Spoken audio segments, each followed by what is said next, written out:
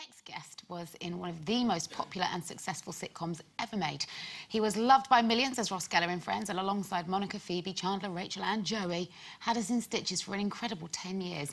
He's here today to tell us about his new project as a director, but before we find out about that, let's have a little trip down memory lane. Please welcome David Schwimmer.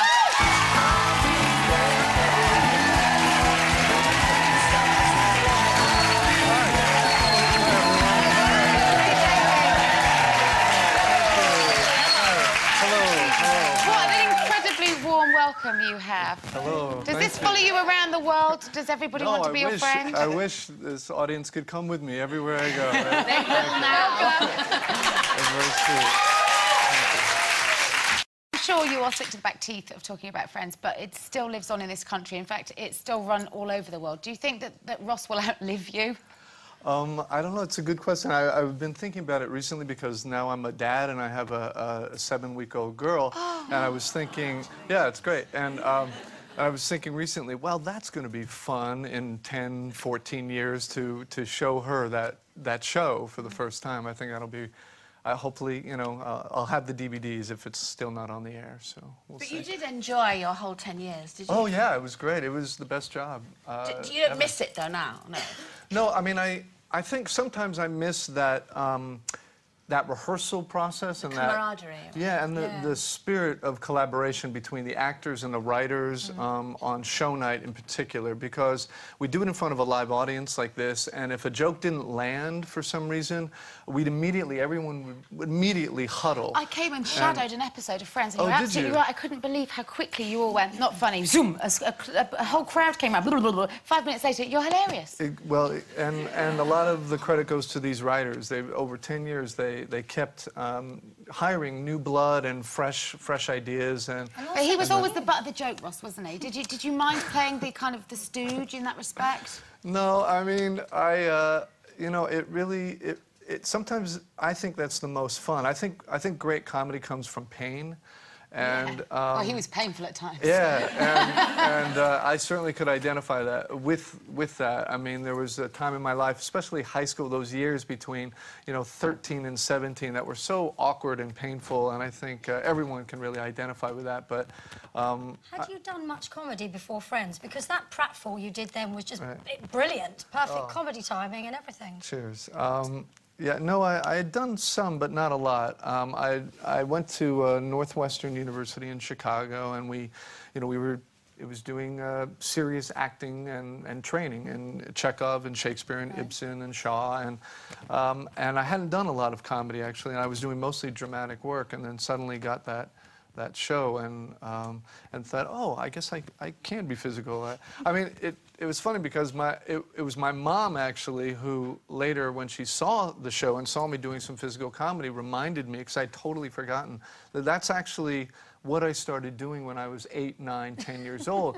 To make her laugh, I would literally throw myself downstairs or bounce off. It's extreme, throwing yourself downstairs. I know, I would just be bouncing off furniture constantly, you know, like doom, doom, you know, and so I Can I ask you, will Friends ever reunite, or will there be a film? I don't think so. You know, you know, a lot of people have asked about that, and I think the truth is, I really loved how the show ended. I felt it ended on the right note, and I personally can't think of a really good reason to come back. Do you all still see each other? You all still mates? You know, again, the truth is, we see each other individually. Like, I probably see Matt LeBlanc the most, but I live in New York.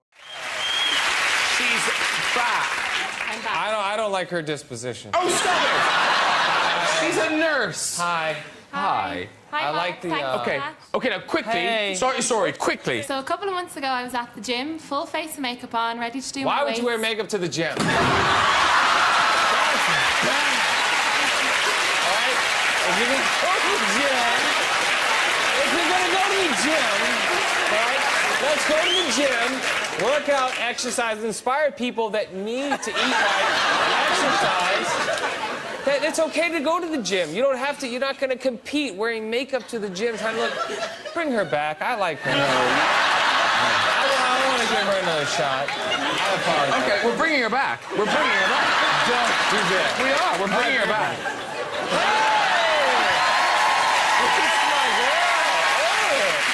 She's a bit bruised, but she's still game. She's still game. Smile. Okay, so you're at the gym. You're at the gym. So I'm at the gym. She's at the gym. Yeah. She's wearing makeup. Why? Just let it go. Let it go. Let it go. Okay. So I had my tightest top on. I noticed a group of... Bring her back. No. Why would she wear her tightest top with makeup? Why? To look very attractive.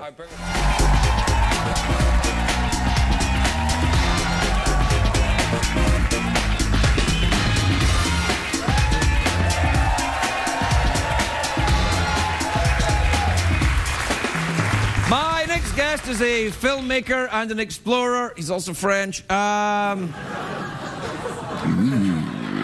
Take a look at this. I'll see you in the tank. Yes. Oh.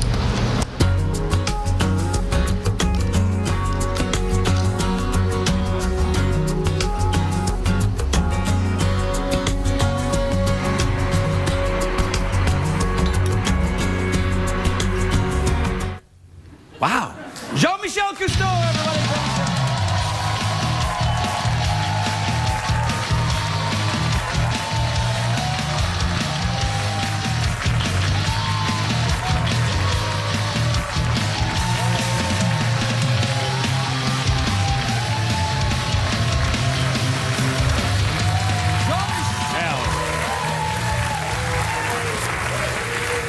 Monsieur Cousteau, how lovely to see you again.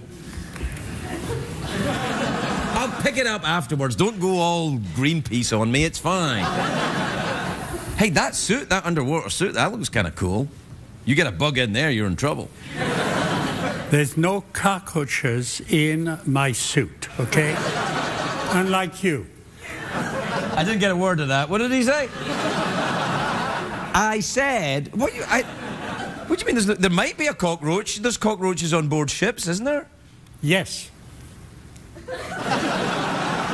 Therefore, could not a cockroach travel from its place of residence on the ship to the inside of that suit and then surprise you at depth? Only if you come.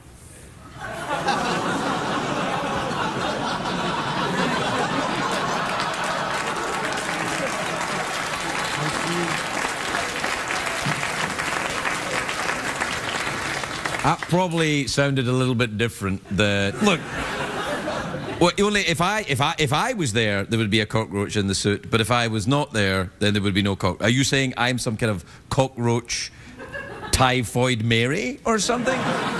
Well, I have challenged you a number of times to come and join us to go underwater. Yes, I know. So you can see that underwater, if you're not in that suit that you just saw, there are cockroaches there. Yeah, big giant underwater cockroaches that bite your junk clean off. No, they're friends. Everything... Friends with each other, not necessarily with you. Well, it depends. It depends if you are on their side or if you have a problem with it. You know, the problem... I saw you introduce me and you say, French. Well... I didn't. I don't know what you're talking about. Scottish. Hey!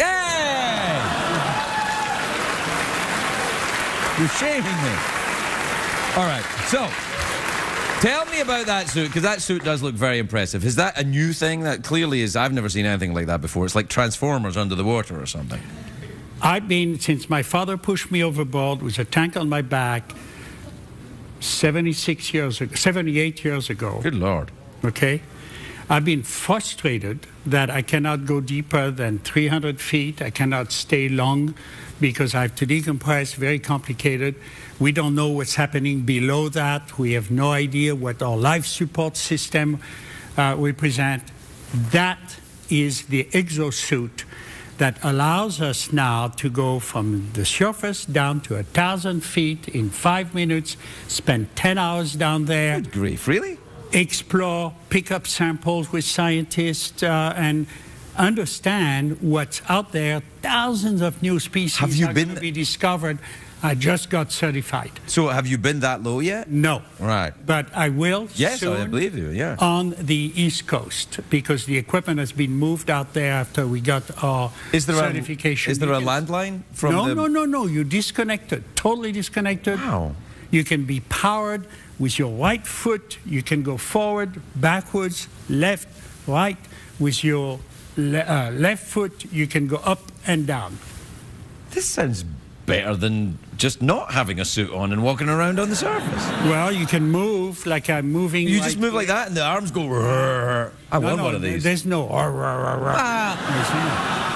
Don't you go in your head? Like, don't you go, here I come, no, I am Cousteau. I'm going to have to take you there. Okay, but do I have to get certified in the suit? I'm a certified diver. I mean, I've been certified. Yeah, I know, but you have chickened away from diving with me right here because there are great white sharks. Yeah, wait.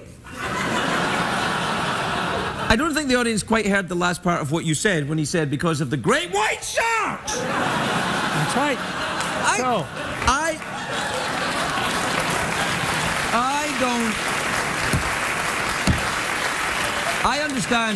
I understand these are beautiful creatures with their own agenda. That's right. However, whether it's personal or not, I feel they may eat me. If you tell them ahead of time, I'm from Scotland. Yes. They won't. They won't touch you. But you have to trust me. I trust you. I trust you implicitly. Okay, let's do it then. All right, then. Can I have one of those big suits? No. Well, can I have a cage, then? If you're chicken, yes, you can have a cage. Excuse me a minute, sir, if you would, please. Shut up.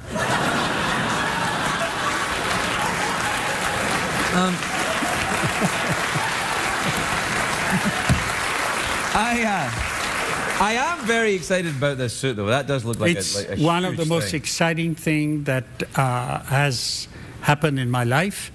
I honor my father for having taken us down to 300 feet. Right. And I honor Phil Newton, who is the inventor of that suit, who is going to allow us to understand what's going on deeper. Yeah, it's fascinating. He's a Canadian guy. He lives in Vancouver, and I'll tell you, it's a very, very exciting time in my life. It is. Well, I tell you what, why don't you go and take some footage of, the stuff at 1,000 feet, and then bring it back, and I'll mock it. I will. All right.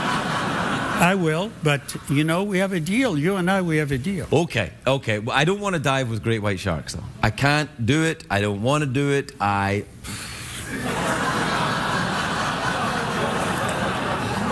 went diving with sharks in the Bahamas. I don't like diving with sharks. Sharks are aggressive predators of the deep. Can't we dive with something like, underwater sheep or something?